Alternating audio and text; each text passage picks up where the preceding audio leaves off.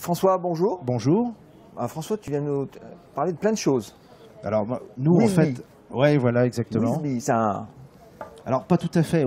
Wizbee, au départ, c'est bien une médiathèque numérique. Alors, médiathèque numérique, on imagine plein de choses quand on entend médiathèque numérique. En fait, nous, Logosapiens, c'est une entreprise qui est basée à Angers. Angers, c'est au nord d'ici, hein, c'est un petit peu loin, finalement. Très au nord. Logosapiens, en fait, c'est à la fois une entreprise ancienne, puisqu'elle a 22 ans d'activité, dans le numérique éducatif, puisqu'on a commencé déjà il y a 22 ans, et on est redevenu, il y a 1 an et demi, une start-up, puisqu'on a fait une levée de fonds, justement, pour la technologie Wizbee. Alors, c'est quoi la technologie Wizbee? Alors, Wizbee, en quelques mots, ça permet, en très peu de temps, de diffuser des contenus numériques sur un grand nombre de matériels. C'est-à-dire par exemple des tablettes, ça peut aussi des ordinateurs, des portables. Alors quel que soit l'OS, ça peut être Windows, ça peut être Android, ça peut être aussi Apple. Et au final, à partir du moment où on a mis une ressource numérique à un endroit, donc sur la médiathèque principale, en 48 heures, elle va pouvoir se répandre sur des millions de matériels, parce qu'en fait, on a ce qu'on appelle mis en place une architecture hybride. Ça veut dire qu'on a une partie qui est sur le cloud et une partie qui est dans chaque établissement, ce qui permet en fait de faire un relais, ce qu'on appelle un relais de flux documentaire. D'accord. Donc, qui sont les clients? C'est un instituteur dans sa classe, c'est un DSI dans un établissement, c'est tout ça? Les utilisateurs, c'est à la fois les DSI quand ils veulent, on va dire, formaliser un certain nombre de profils matériels, ce qu'on appelle les profils, pour, par exemple, dire on va utiliser le même outil logiciel pour la bureautique, par exemple.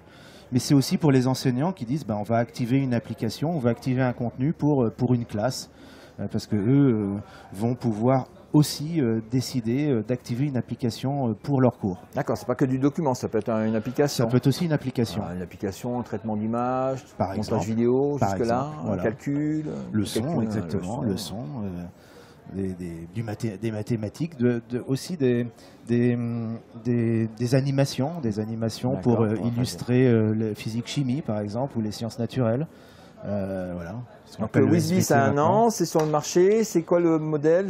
Ça s'achète en ligne, ça s'achète sur Ludovia? Alors le modèle, au final, c'est bien une licence qui est mise en place sur un matériel, sur une tablette.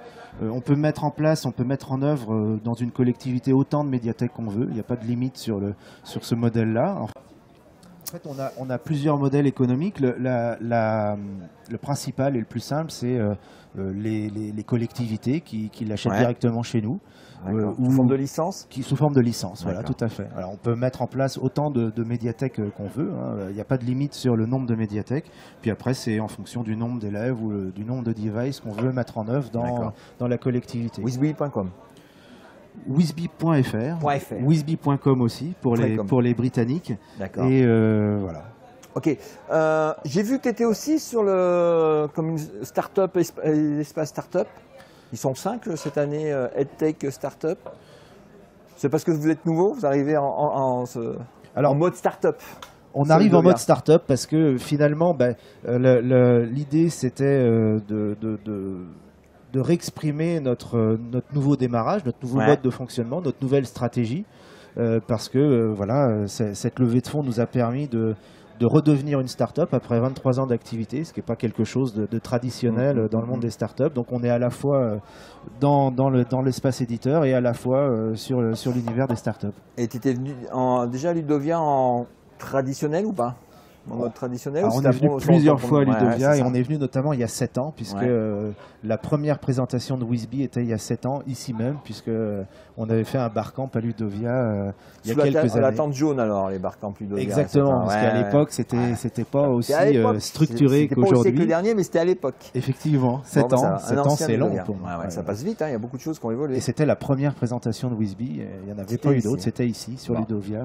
Donc un fidèle. Donc ça marche de venir ici, tu viens te ressourcer, donner des infos. Aujourd'hui, Wizbee, c'est 180 000 utilisateurs. On a 800 établissements scolaires, dont principalement des collèges, ce qui représente à peu près 45-50 000 devices raccordé aux médiathèques numériques Wisby.